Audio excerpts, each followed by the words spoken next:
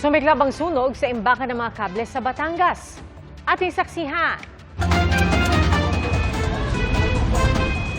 Diyos ko po, inaabot na yun.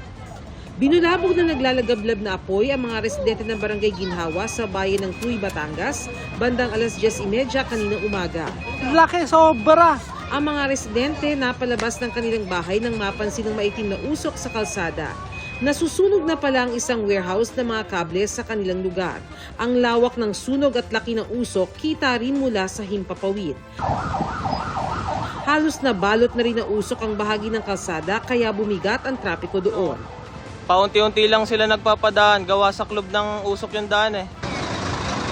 Malakas din ang hangin sa lugar kaya mabilis na tinatangay ang usok. Sumobra na ang laki ng apoy. Ang apoy nadilaan na rin maging ang ilang kable ng kuryente. Ang mga bombero tulong-tulong sa pag-apula ng apoy na patuloy na nagngangalit pasado alas 5 ng hapon kanina.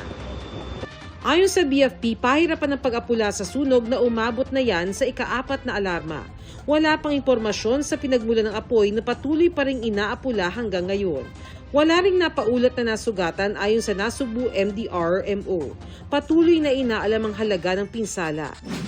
Nasunog din ang ilang bahay sa Barangay Kamaman-an sa Cagayan de Oro City alas 9 ng umaga. Dahil gawa sa light material sa mga bahay, umabot ang sunog sa ikalawang alarma.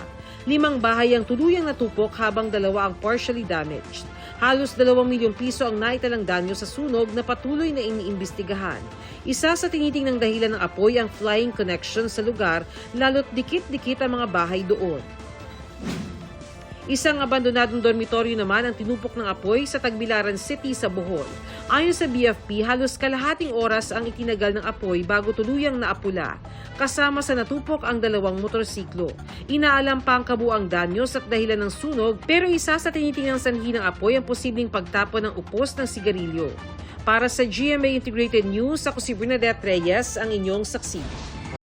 Mga kapuso, maging una sa saksi. Mag-subscribe sa GMA Integrated News sa YouTube para sa iba't ibang balita.